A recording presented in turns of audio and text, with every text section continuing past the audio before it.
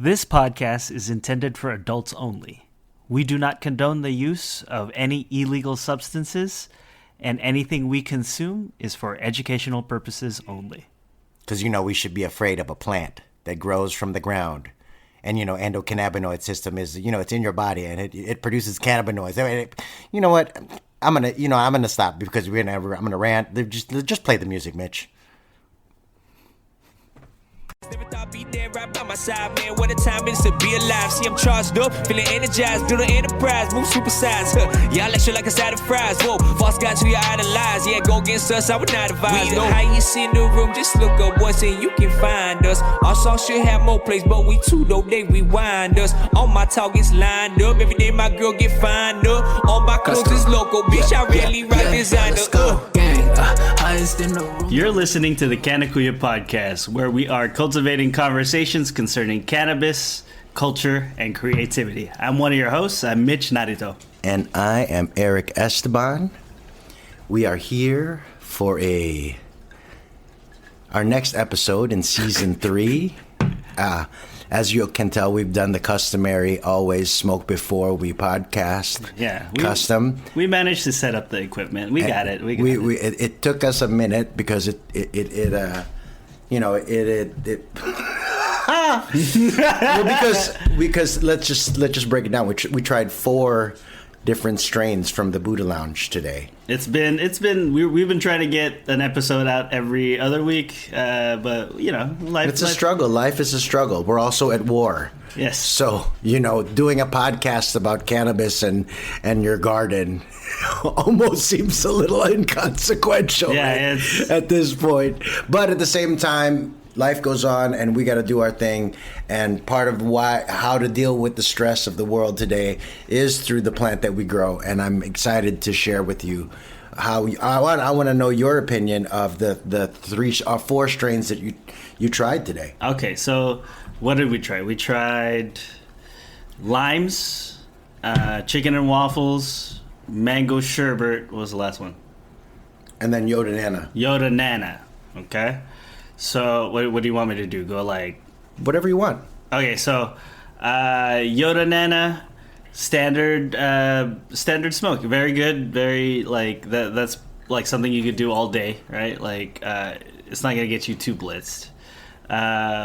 Mango sherbet is still really fresh, so I know it's gonna change. Yeah, it's gonna change a little bit, but it's good. It's nice. Like it's. When you grind it up, there's like a nice little sweet hint of mango smell to it too. Yeah, but when you pull it off the stem is still like flexible. Yeah, for sure. Yeah. So it just needs to cure a little bit. Yeah. That's why you got a jar. Yes. Mitch called me weed Santa today. Marijuana. Well, no, but we haven't seen each other in a while, so because we've been so busy. Push it this way. Oh, okay.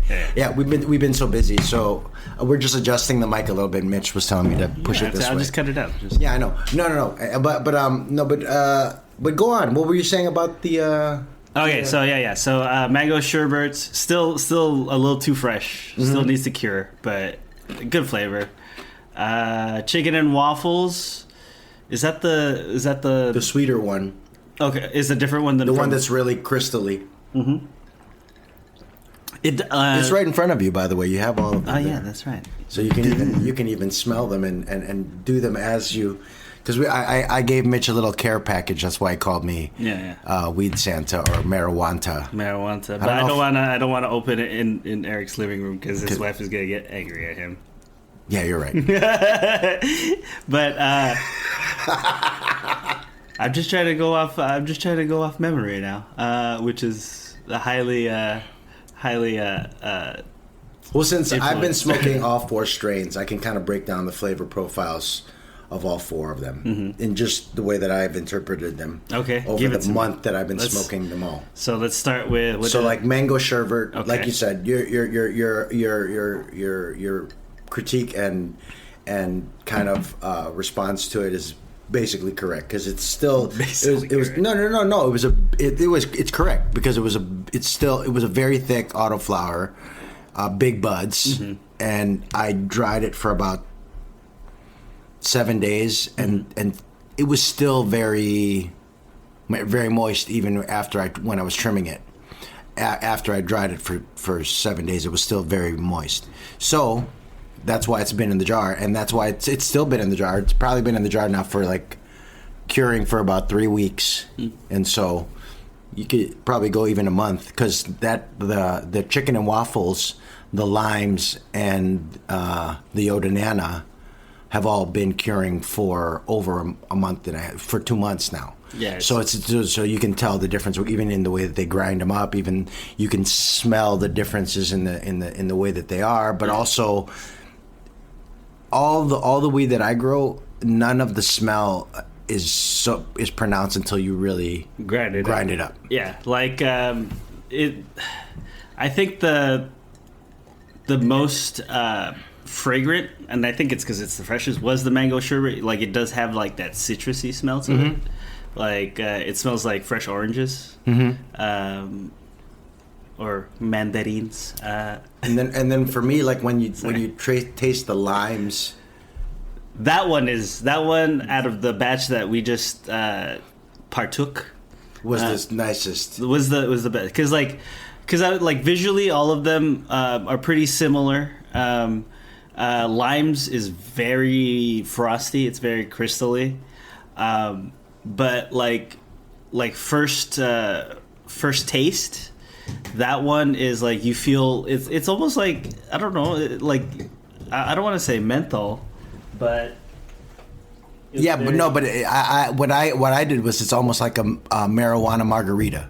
Yeah, because it's like that refreshing, almost citrusy lime taste that you get when you sip a margarita. Yeah, it's the same kind of taste when you're tasting it after you're but that's when you turn into a hamster, like whatever. No, but that's the thing you do after you exhale limes, or even in the case of chicken and waffles too. For me, like, there's a sweeter, like almost like there's an aftertaste to it. Chicken and waffles has like a waffle. Yeah, like a syrup. Yeah, you have like a maple syrup on your weed. Yeah.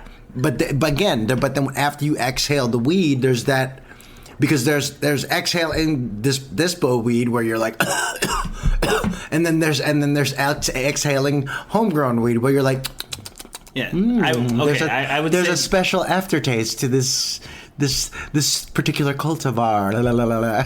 I would say. Why do you do that with your tongue? What do you do with your tongue?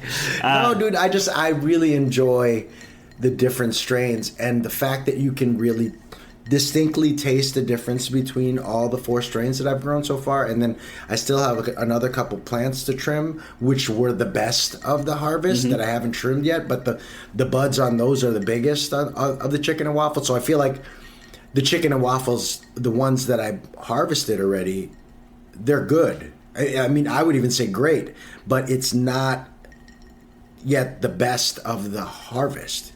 Meaning, those plants that are hanging in the drying tent might be even better than. I feel like they are going to be a little bit better than the other ones. That's the private reserve. That might be the private. Well, all of it's the private reserve at this point, bro. True. Yeah. Because I don't like to make my house a store. I'd rather make my house a place where you're like, oh wow, you're like Weed Santa. I enjoyed that Weed Santa. No, but okay, I will say this about the limes. That is one of the first batches, which made me think, and it's not in a bad way, but it made me think of like the prepackaged pre-rolls, like Jeters or I feel you. Or Stizzies, right? Because it's so flavorful. Yeah, but it's not an artificial flavor, because right. All of that stuff has an artificial flavor. Like if you have like a margarita, because there's like, or what was it? There was like a mojito flavor from Jeters, yeah. right? Like you taste it and it's like, oh, it does taste like that, but you could tell it's like, oh, that's is that on the paper? Is it it's something? Yeah, it's like the dust or the paper or something, but they artificially enhance it, right? Right. But even if it's just putting the extra terpenes that they harvested to make it taste that flavor profile, it's still a different profile than an actual natural terpene profile where you just see and feel all the differences. Yeah, no, it's because like you could tell it's artificial because it's consistent, right? Like a real or something that doesn't have like all those preservatives or like flavoring. It's not gonna taste the same from batch to batch unless like you're really dialed in with like your growing process and you have Jeter's and all these different bigger companies. I mean, consistency is part of it. You know, like even in the way that I grow and you know having the perpetual because you know just to kind of segue into the grow update, like I had a whole tent die because of the heat. Yeah. We had a little quick 2 days of over 90-degree heat here in California, and boom, the whole tent just died. I'd also had a fungus gnat infestation in there, so I was spraying, and I sprayed 3 days in a row, and then everything died. But luckily for me, I'm always cloning, always be cloning. ABC. Always be closing from the famous Wall Street movie. I drink your milkshake. Wait, I'm thinking Glenn Ross. Probably. I mean, it's got better lines. It was written by Mamet. Yeah. Wall Street, I'm not sure who Wall Street was written by. But anyway, Wall Street got a sequel.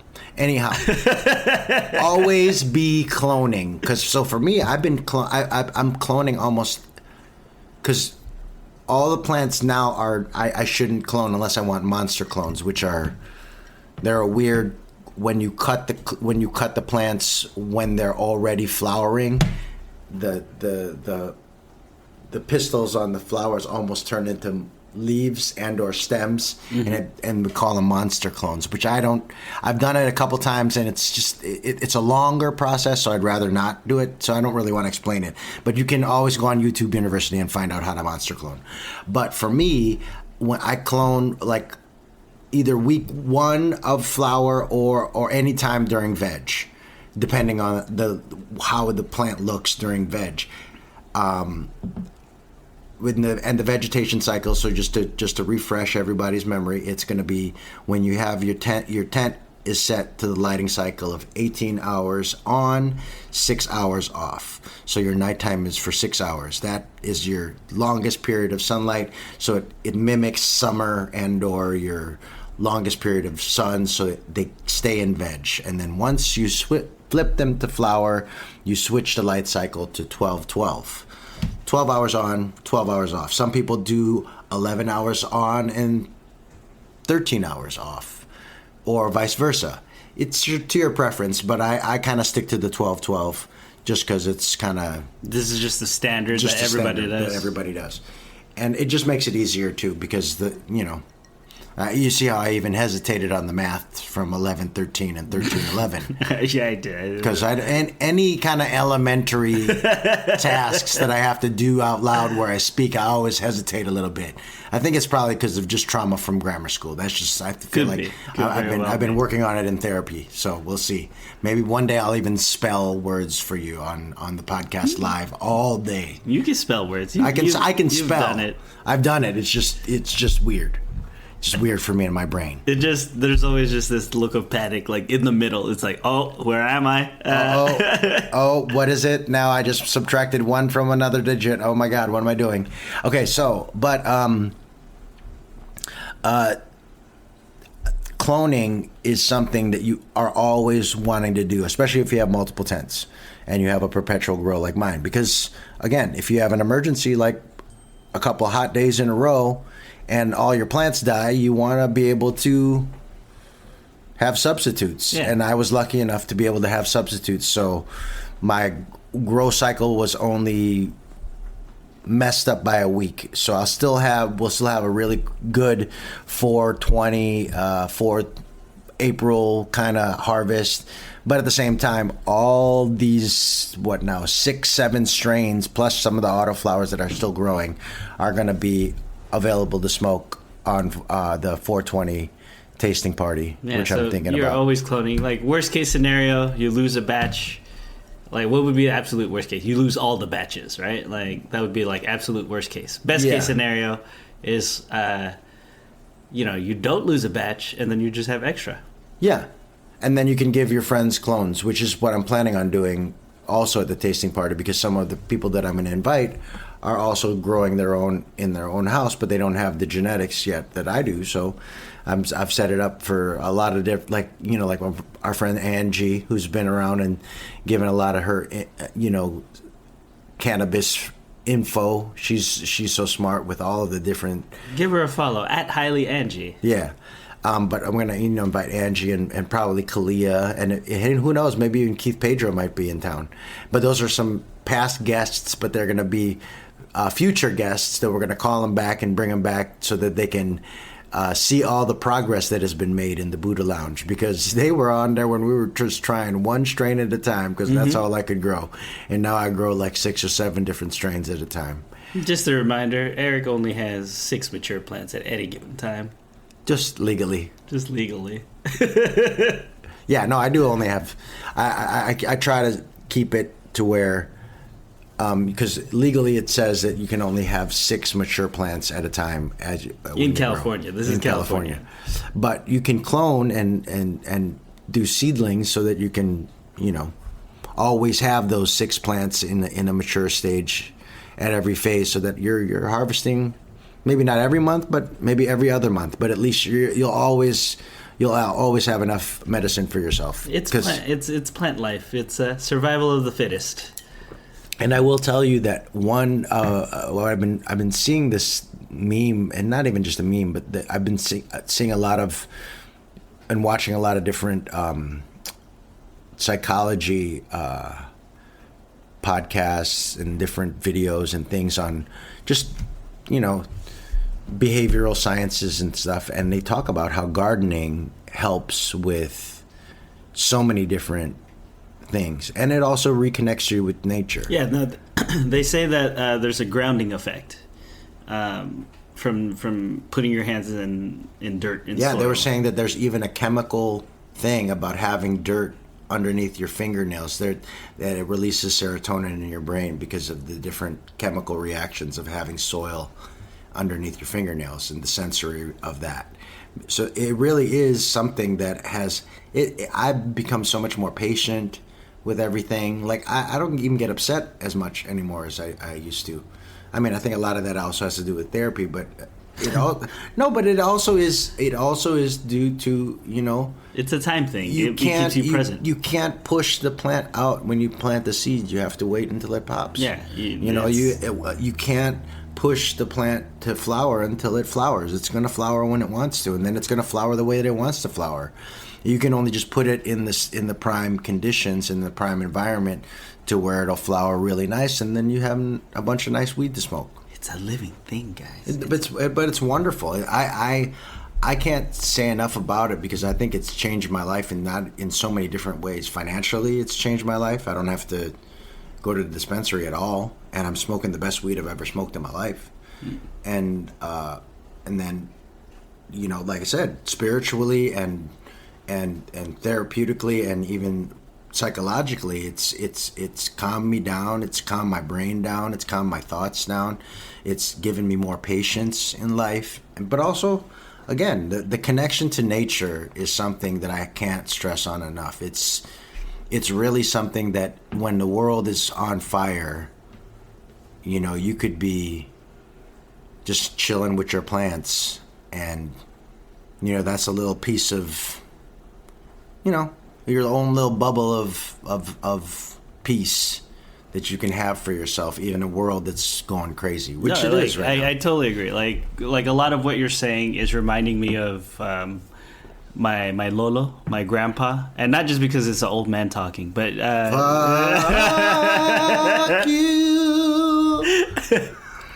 No, but it really does. Like there is something about gardening that brings me back to my childhood, because when I was growing up, when I was a little kid, like some of my earliest memories would be, you know, like I wasn't in school yet, so I'd be hanging out with my grandparents all day long, and my lolo would take me back into the garden, and he had a green thumb. He would grow vegetables. He grew all our vegetables. And then he would just smoke a bunch of cigarettes in the back, you know, like, so I'd be out there hanging out with him. And I remember we grew tomatoes, grapes, you know, we had all the Filipino vegetables. Like, they managed to, like, figure out how to, like, grow them in the backyard.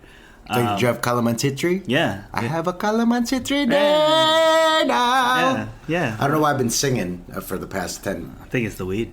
It could be. Could be the weed. Could be the limes. Could be the... Turning me into Bad Bunny. Come on, man. But like, yeah, because I remember, and like my grandpa, he was like, he was pretty gangster. Like he always carried around like a Bali song. Like, oh yeah, yeah, he always had one. And then he would just be like trimming plants, and then he'd just whip out the butterfly knife, and then just like take off the dead stuff, put it back, and then like, you know, and he like I don't like he wouldn't use like a lot of like tech. Like I remember. Like the main thing he would use would be just like a little shovel. He called it. I need my trowel. You know, like no, because I mean you don't realize how much the dirt, and then there's already stuff in the dirt for you to grow a really beautiful plant. I remember all the bugs. bugs. There's not a lot of stuff. There's not a. I mean, you can add the things that I add, and I can make a list for you guys, and I will. I'm gonna reach out to a lot of different people and get these people on so they can break down their products and why I use them, so that you guys can use them in your gardens. And we're gonna, this season there's gonna be more video. So again, you guys should follow us on Instagram at Canna Kuyas. Kannakuyas. Canna Kuyas. Oh, look at that. Oh, I'm you proud see of that? that. You see that? Clap. No hesitation at all. He was wrapping it up. You can't see it. You can't see it because there's no video of this. But he was he was. You could see. Like if I've ever, it was a weird thing. It was like I was going to prepare for an Olympic event. Yeah. It was like you could see like the ready set go in his head. He was just. But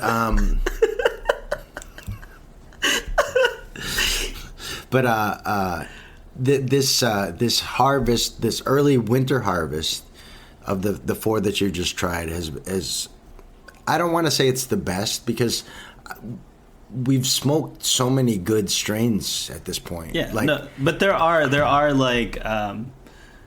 certain strains that are very memorable, right? Like.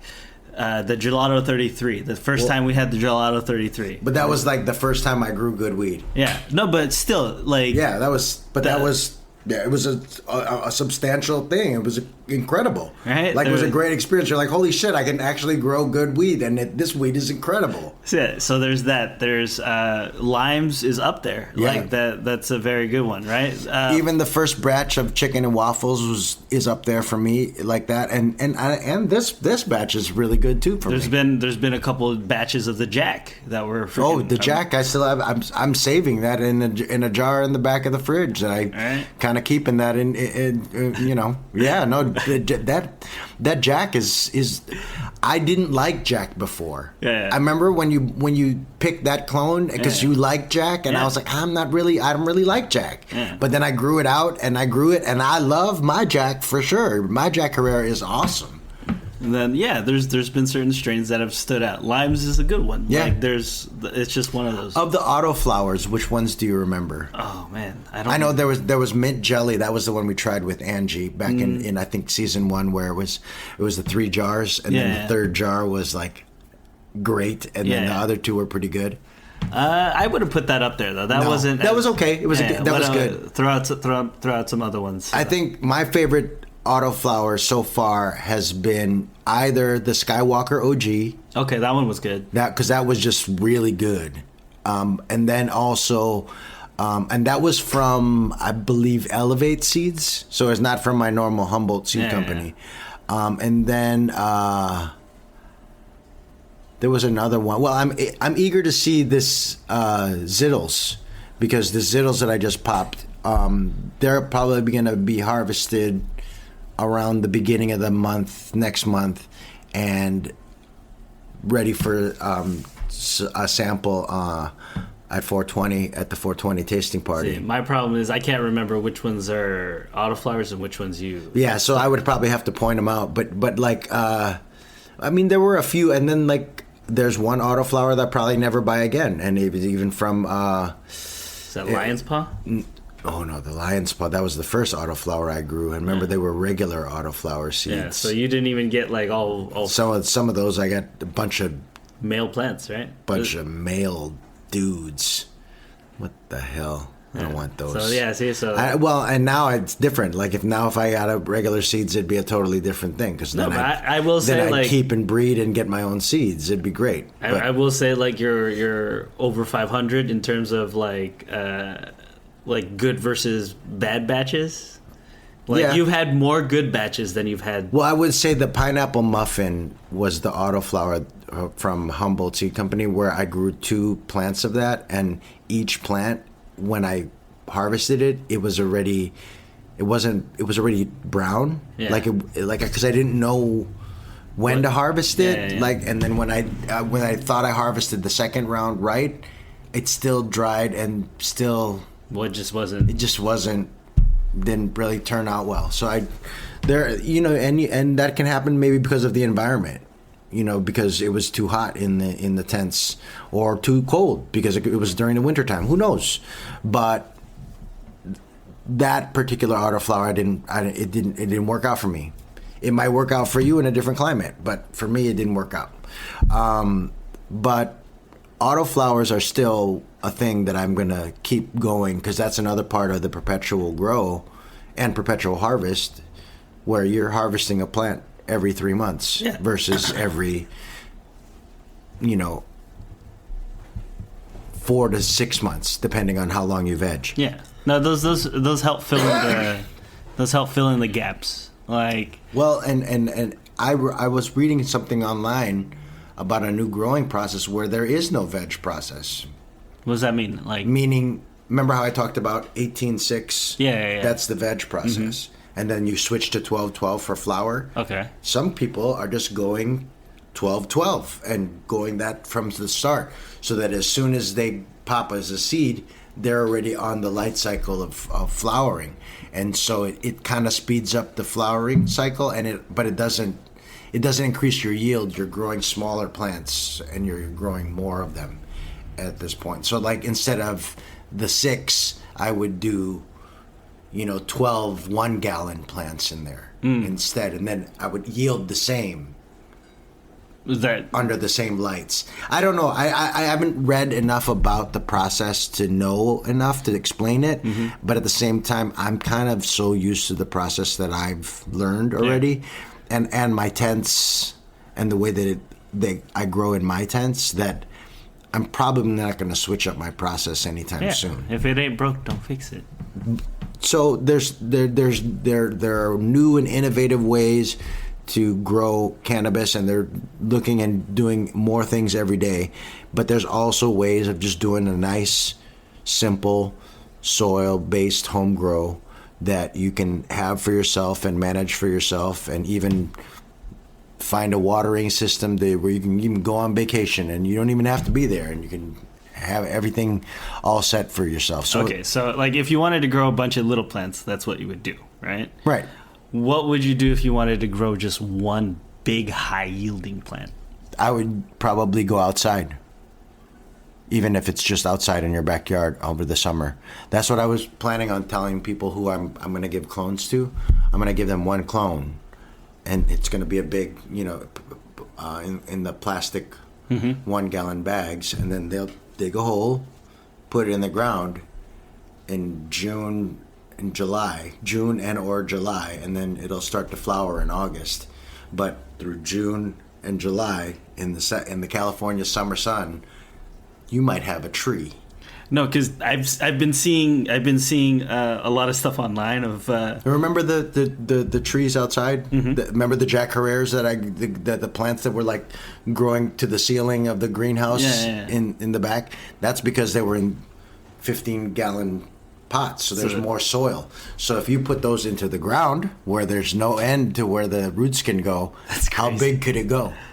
No, because I've been seeing. Because you've seen those ones up north where they're like. Yeah, almost like trees. They're like small Christmas trees. Yeah, they're big. Yeah, like they're holding like trees, and it looks like one giant bud. And so you're talking about 4 or 5 pounds of weed on that one plant. So nuts. You can do that. You can do that, especially if you're just learning and you're wanting to learn. Get yourself one clone and plant it outside, and make sure that your pit bull doesn't chew it up, because that's the first thing that I did. And now I have a joke about it because I'm not Filipino, but I ate that dog that day. No, but you know what I'm saying? Like I enjoy growing outside. It's the best. Now, if you can, you live in California, you live on the West Coast, great. If you don't, if you're listening to us from somewhere else where you can't grow outside, maybe it's not legal to grow, so you have to grow in your closet or you have to grow in a tent inside your house. That's also a way of doing it. I'm not at all telling you to break the law, but if the president is a convicted felon, really, what is the law? Anyway, I digress. No, but you know, like I say, the best way to grow, especially for the first time, is to take a clone or take a seed and plant it outside and see how big it gets. There was one of your batches, I forgot which one it was, but I was getting seeds in it. Like, it wasn't like crazy. But there's some lime. There's some seeds in the lime. Yeah, but I was just like, oh. Some of them, there was some either hybridization in there, or there was there was even some, in some cases, maybe some fertilization. Yeah. But I was like, oh. Because the plant can develop male parts, maybe not even on the top, but it might develop male parts on the bottom. And then pollen could go from there, and then there's a few seeds. But I've never had like where it's seeded. Yeah. But like I could even show you, there's like 3 or 4 seeds from the limes that are right there. But I still ordered more lime seeds from Humboldt Seed Company to kind of speak on growing in our new climate today. Is there any way to tell if like when it's a seed, you can't tell what it's gonna turn into, right? So you can to a degree, meaning you could clip one of the first leaves and then you can send it out and they could tell you whether it was male or female. It sounds expensive, but it is kind of. I think it's like I haven't even researched it because I'd rather just if it grow it out and see rather than. But at the same time, if you have limited space and you have limited plant count and all the different things, especially if you're growing in a just lab, to save time, I guess. It's kind of more of a thing for them to save time, and especially if you're growing in a lab, you probably have the capability of doing that on your own, where you're figuring out the sex of the plant before it grows, and you're wasting your resources. But what was I trying to say about? No, I mean, just growing your own. There's all different ways to do it, but in today's climate, with the way that we don't even know how the federal government is going to handle weed at this point, because there was in part of the budget bill last year that was passed, hemp is made illegal. And to the point where, like, I really would love to have folks like Dear Flor on to talk about how it affects them as a small business, and then also how it affects the home grower. Because if hemp is illegal, or if you can't ship hemp products, that includes seeds. Okay. Which is why I was bringing it up, because I just ordered seeds to the point where I'm stocked for the next 3 years. If I can't buy seeds after next year when this budget goes through, or when this hemp bill passes and it grows illegal and we can't buy seeds anymore, which is why Dear Flor is kind of they're on shaky ground, because they don't know whether they can be a company anymore, because they sell hemp products and CBD products. So if that's the case, as a home grower and a straw hat pirate, I'm going to always have my means of production, and I'm going to keep and make sure that I save my means of production. So what are the 2 themes of today's episode? Always be cloning, and stock up on your seeds if you like the strains. So what strains did I buy? I bought limes. I bought chicken and waffles. Now I'm going to start looking for a Skywalker or Eric has like this little catalog of what would you call it? But it's just a bunch of seeds. Like it's like if you're at a record store, it's like you just go through them. Well, those are all the strains that I've grown so far. But yeah, and then I also have a supply of seeds to where it's almost like a seed bank, where if I can't get these anymore, I'm still going to have a little stock and have a few more years of growing underneath. If they really do go after it and criminalize it again, which I don't think that they'll be able to, because once this genie has been out of the bottle, just ask Thailand or the Netherlands or anywhere else where they're trying to push back on cannabis. It's not working anywhere. Mm-hmm. So I don't think it's going to work, but at the same time, you want to be prepared for the situation. And for me, that's what I'm doing to prepare myself, is I'm getting, anytime I have a little extra money for the Buddha Lounge, I'm buying seeds so that we always have a little seed bank of stock. I like it. That said, which of the four, so you would say the limes was your favorite of today? Yeah, because there's something about when you hit the limes, it's you feel that what's the best way to describe it? You know that little itch or that little tickle you get when you smoke weed? Mm-hmm. Right? Like you get that all through the lungs. You feel activation, or that's the best way I could describe it. Like you feel something going on. Like it's immediate, like rush, right? Like as opposed to like the other ones we smoked, they were good, but like you just got to puff on them for a little longer, you know? Sure, I feel you. You have to smoke a little bit more of it. Yeah. So, but this one, this would like limes would definitely be quality over quantity. Yeah, and that's part of why, for the most part, of the four strains, I've smoked limes the most since I harvested it. Now I want to switch topics and kind of close with a topic that was more of an experiment. That I bought you some mullein, mm-hmm. and I've been taking mullein too because it's what, chlorophyll. Let me go get the box, but describe your experience with with mullein and how it's helped or not helped, or is there any effect? What do you think? I think the mullein, it's something that it says you're supposed to take every day. I don't feel like, for myself, you need to take it every day, but it does, because like I've been seeing a lot of stuff about like weed blends, you know, like different herbs, like to go along with what you're smoking, mm-hmm. and you know, smoking in general is not great. You know, you're inhaling combustibles. But mullein does clear you out. Like like I'll take it before I go to sleep, and then when I wake up in the morning, like just all the stuff just wants to come out, right? Like, and you do it before you sleep? Yeah, I do it right before I go to sleep. Oh, interesting, because I was doing it in the morning. But that's interesting that you do it, because I maybe I'll switch, because I wasn't necessarily, when I was doing it in the morning with all my other vitamins and things, and mm-hmm. mushroom coffee and all the different, you know, natural remedies that I've been kind of ascribing to. And so I don't know that I guess it would probably be better to do it at night. Yeah, because I feel it gives it a little time to just like activate, rest in there and chill in there. Yeah. But at the same time, even though I was doing it in the morning, I was still feeling the effects of like the cleanse, because even after a few weeks of using it, that first smoke in the morning mm-hmm. was not necessarily harsh, but it felt like it was hitting it just felt a little like it was hitting something cleaner than before. You know what I mean? Like there was more. The first smoke is a little bit harsher mm-hmm. when you do this. When do you get allergies? No.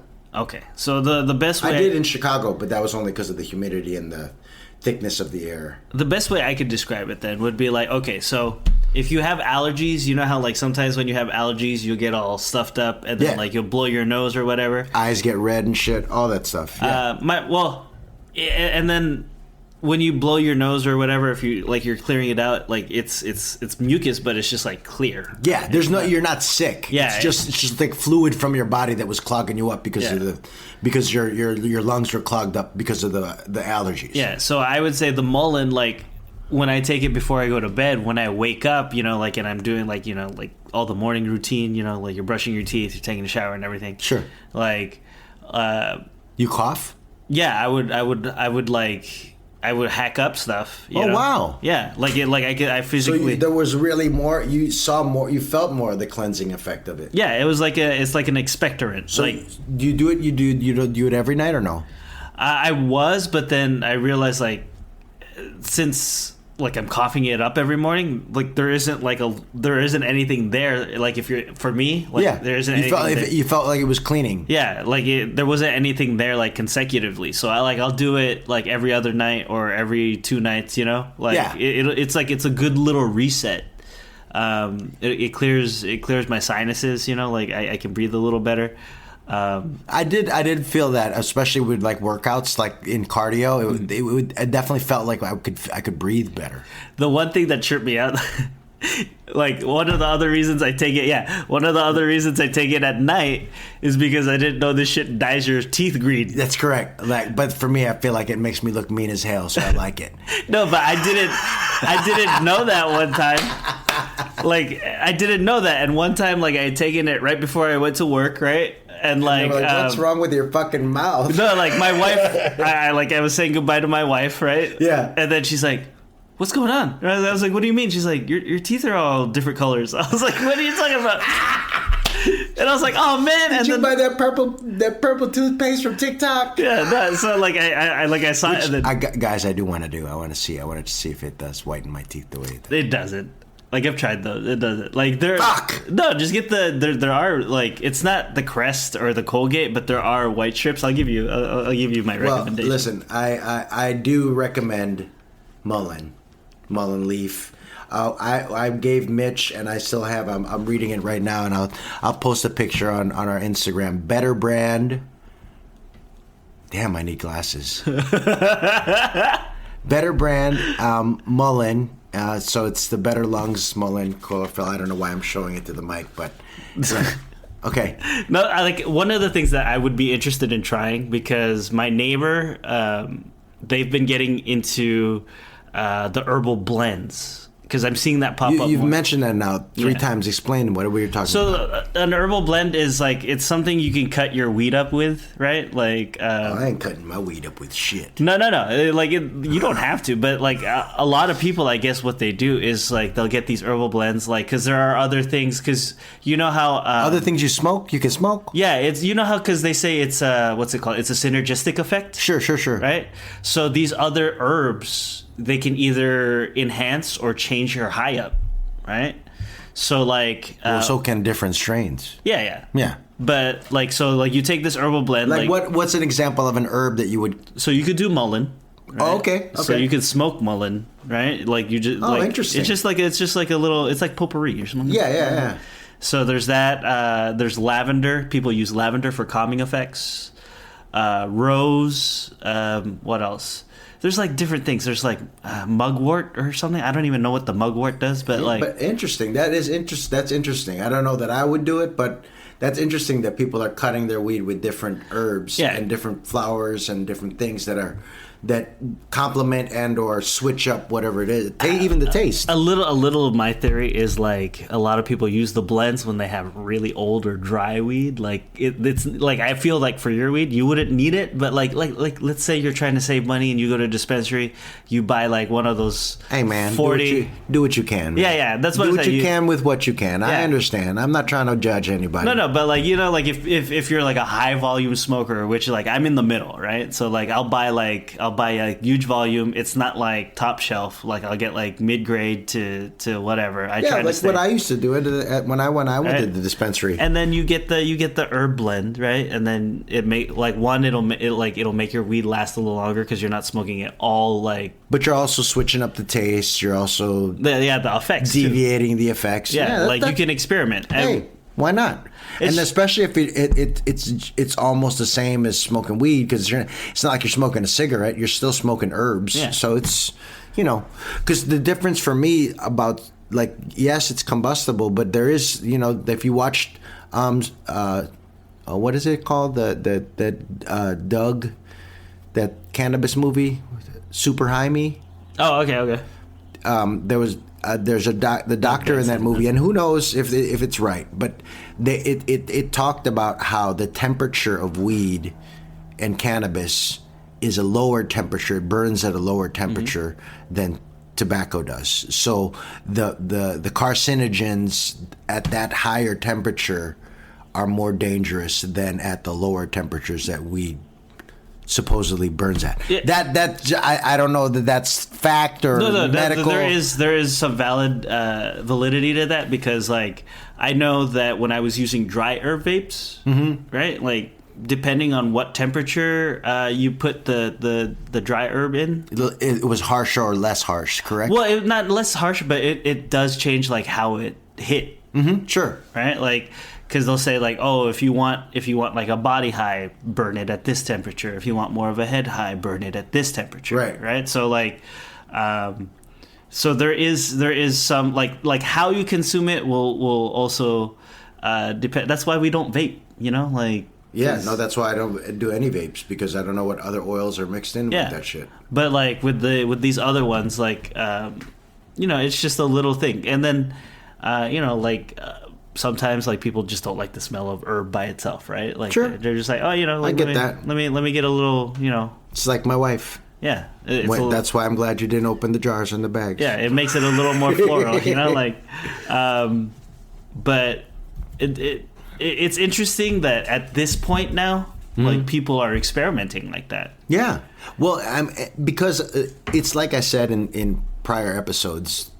Cannabis and a certain portion of the cannabis community is going to be like the wine community. You got your older, I'm an older guy. I'm 52 years. I'll be 52 in September. So, like I don't want to go out and party. I want to go home, smoke some really delicious weed, and go to bed. Or hang out with friends, smoke some really delicious weed, maybe drink some wine, and then go to bed. No, but I'm not trying to party and go crazy anymore. I'm just trying to chill out and have fun, and enjoy good company and good conversation. So that part of it just makes it so much easier when you have your own weed and you have your own supply, and everybody can come in and try all the different. Because for me, like you said, when you call me Weed Santa or any of the other things, or when Angie describes the chicken and waffles as magical, or those are the things that I love. Those are the things that as a home grower you pride yourself on. But that said, I am considering venturing out into the contest. And home growers, weed judging community. I'm pretty sure you could take a couple ribbons. I was thinking about submitting some of the strains that I'm currently harvesting. I'd be interested to see how that goes, because I'm pretty sure there's like a lot of like good stuff out there, but I also know there's a lot of like it's a racket too, because you got to pay to submit. Right. That's the thing, and that's part of why I hesitate in jumping in, because there are entrance fees and different things. That's why for me, I don't know that who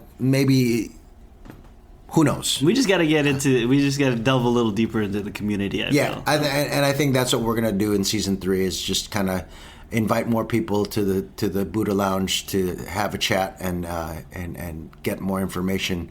And also, hopefully some more connection into the cannabis community. Because I know, like I said, I really do want to, I'm going to tag Dear Floor in this episode, because I really do want to get her on and get her insights on what is the future of small business cannabis, because she probably has a lot of things she wants to share and information she wants to share. We'll reach out to her. Yeah, we'll reach out to her and a bunch of other communities, and because you'd be surprised how many different Filipinos and Filipinas are in the cannabis community, and either officially Canna Kuyas and Marijuana Ates, or unofficial, and they don't even know yet, but they're about to get the title pretty soon. Right. So we're about to reach out to those people, and stay tuned here to meet those people and see what's growing in the Buddha Lounge. So you've been listening to the Canna Kuya podcast, where we are cultivating conversations concerning cannabis, culture, and creativity. I'm Mitch Darito. And I am Eric Esteban. And to all our marijuana ates and Canna Kuyas, stay lifted. Whoa. Stay elevated. Yeah. Peace, y'all. Have a good one, everybody. Yeah, I got my hoodie on, now peep the chest as human catalyst. Downtown Chula Vista, on 3rd Ave where I go cop some shit. Fuck a thief, so fuck zoomies, yeah, they whack ass jacket shit. Yeah, I move too swift, so I striking silence. Fuck the violence, man, check my mileage, cause I got driving. First tour, I drove 6 states, never thought I'd be there right by my side, man. What a time it is to be alive. See, I'm charged up, feeling energized, building enterprise, move supersize. Y'all let shit like a side of fries. Whoa, false gods who you idolize. Yeah, go against us, I would not advise. We the highest in the room, just look up once and you can find us. Our song should have more plays, but we too though, they rewind us. All my targets lined up, every day my girl get fined up. All my clothes is local, bitch, I really rock designer. Gang, highest in the room, yo, we get fucked up. Ay, you can count on Trey, Cap, bring the loud pack. Ay, get us in the stew and that's game over. Western Metal Building, that's a home run. Yeah, keep the up or leave the fuck a Folgers. Little bitch, I make the beat and drop the full verse. I just hit a steelo, I got dripped up. Package born and raised, bitch, I got dripped up. Y no se compara. Yo estoy con mi pana, se llama Trigger, fumando ganja. Estamos con Cali, fumando en Cali, yo sé que traen ganas. Ella me dice, papi, que terminamos la cama. Highest in the room, yeah, we get fucked up. You can count on Trey, Cap, bring the loud pack. Get us in the stew and that's game over. Western Metal Building, that's a home run. Yeah, we got hits like Tatis and Machado. Man, we know you're not a leader, cause all our moves you just follow, packing big bowls. You know we just scooped up that gelato, cause I smoke killer. My shirt iller, yo, ask our dealer, we the highest in the room, just look up once and you can find us. Our song should have more plays, but we too though, they rewind us. All my targets lined up, every day my girl get fined up. All my clothes is local, bitch, I rarely rock designer.